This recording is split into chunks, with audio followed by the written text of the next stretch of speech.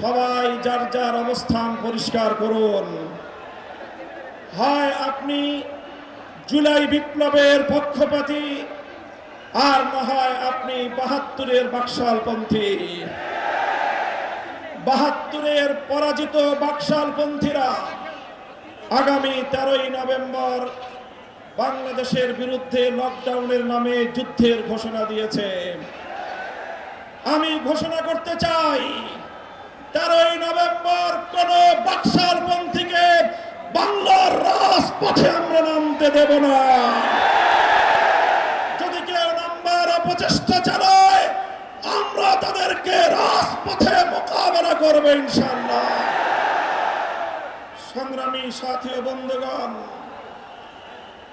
২০২৪-এর জুলাই বিপ্লব সহস্রাধিক তাজা প্রাণের রক্তের বিনিময়ে অর্জিত এই বিপ্লব।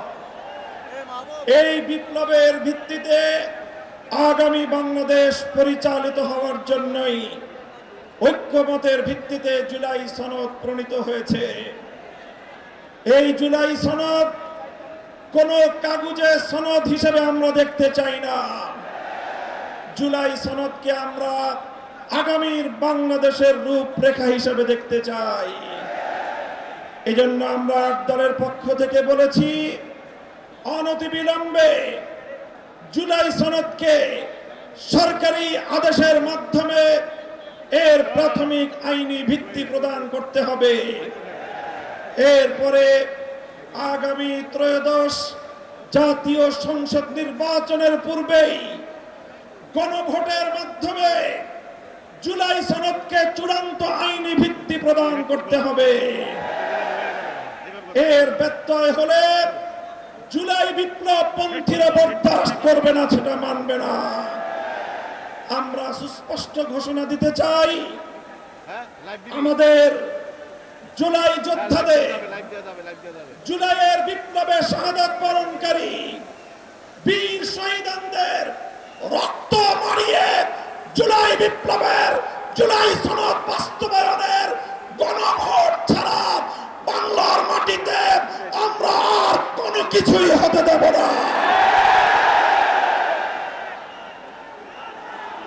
আমি জানি না জাতীয় নির্বাচনের আগে জুলাই সনদ বাস্তবায়নের লক্ষ্যে গণভোট হলে কার কি সমস্যা, সেটা আমাদের বুঝে আসে না।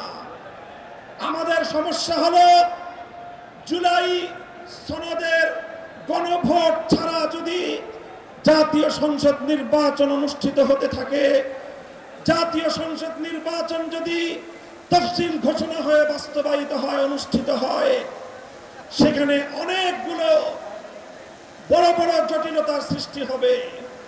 তার মধ্যে অন্যতম একটি হলো, দ্বিকক্ষ বিশিষ্ট জাতীয় সংসদের উচ্চ কক্ষ কিভাবে গঠিত হবে, কিভাবে রাজনৈতিক দলগুলো তাদের নির্বাচনী ম্যানিফেস্টো তৈরি করবে, জাতির সামনে তারা তাদের উচ্চ কক্ষের ১০০ সদস্যের তালিকা কিভাবে প্রকাশ করবে, এই সকল বিষয়ের কোনো সদুত্তর তাদের কাছে নাই।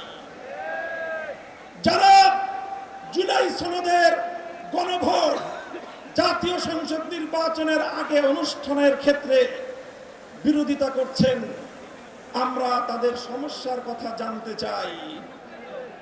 কোনো যুক্তি নাই, কোনো যুক্তি নাই। তারা জুলাই সনদের বাস্তবায়নকে ঠেকিয়ে দিয়ে বাংলাদেশে আবার ফ্যাসিবাদ কায়েম করবার ষড়যন্ত্র করছে। পরিষ্কার ঘোষণা করি, রক্ত দিয়ে যেই ফ্যাসিবাদ বিদায় করেছি, প্রয়োজনে আবার রক্তের সাগর প্রবাহিত হবে, বাংলার মাটিতে ফ্যাসিবাদ ফিরে আসবে।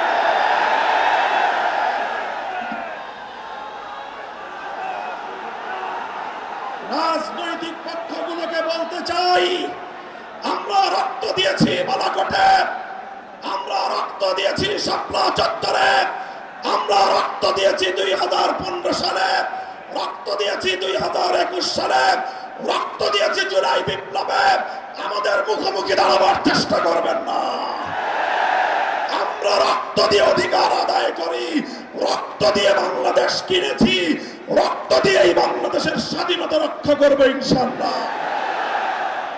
সংগ্রামী সাথী ও বন্ধুগণ, জুলাই বিপ্লবের আমার সকল সহযোদ্ধাদেরকে আমি বলতে চাই, রাজনৈতিক মতবিরোধ থাকতে পারে, নির্বাচন নিয়ে মতপার্থক্য থাকতে পারে, আপনারা যার যার নির্বাচন করবেন সেটা পরের কথা। আসুন, যারা জুলাইয়ের বিপ্লবের রাজপথে ছিলেন, জুলাই বিপ্লবের সনদের আইনি ভিত্তি কার্যকর করার জন্য আমরা হাতে হাত রাখি।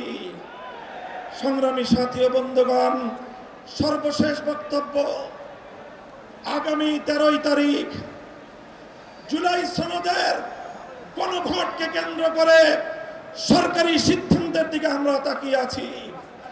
সরকার যদি জনগণের শান্তিপ্রিয় ভাষা বুঝতে ব্যর্থ হয়, আবার বলছি, সরকার যদি একদলীয় নেতৃবৃন্দের শান্তিপ্রিয় ভাষা বুঝতে ব্যর্থ হয়, যেই ভাষায় বললে সরকার বুঝবে আমরা সেই ভাষাই প্রয়োগ করব, সেই কর্মসূচি ঘোষণা করব ইনশাআল্লাহ। প্রস্তুত থাকবেন তো আপনারা? ইনশাআল্লাহ যুদ্ধ করে ফ্যাসিবাদ